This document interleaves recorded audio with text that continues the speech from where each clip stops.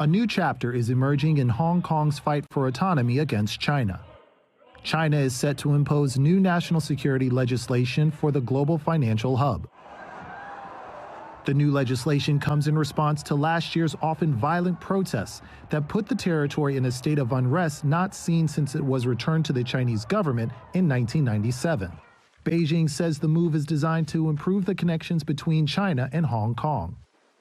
全国人民代表大会根据新的形势和需要 In light of new circumstances and needs, the National People's Congress is exercising its powers enshrined in the Constitution to establish a state level, a legal framework, and enforcement level safeguarding of the Hong Kong Special Administrative Region, and upholding the framework of one country, two systems.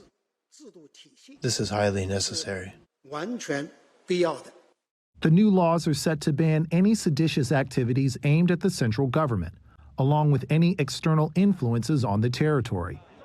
However, critics say the legislation would strip away Hong Kong's right to protest, and China's plans to bypass the territory's Legislative Council, or LEGO, and directly insert the legislation into Hong Kong's basic law threatens its overall autonomy.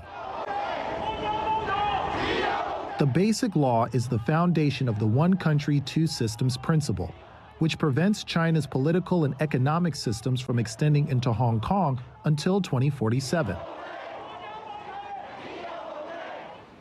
This principle has allowed the territory to become a global financial powerhouse, with many multinational corporations having an office in Hong Kong, under the assurance that China won't be able to interfere in their business.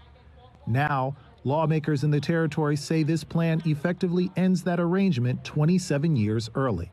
I just want to say to the international community that this is the end of Hong Kong. This is the end of one country, two systems. Make no mistake about it, that Beijing, the Central People's Government, has completely breached its promise to the Hong Kong people, a promise that was enshrined in the Sino-British Joint Declaration and the Basic Law.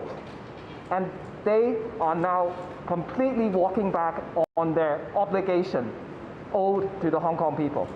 This is it. Make no mistake about it.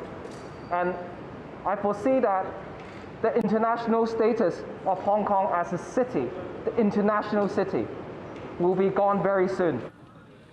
Now that many in Hong Kong see the Basic Law under threat, critics say this is likely to lead to a new round of pro-democracy protests. Calls to protests have already shown up online, effectively ending the calm in the city as Hong Kongers gather to protect their way of life. Lionel Donovan, TRT World.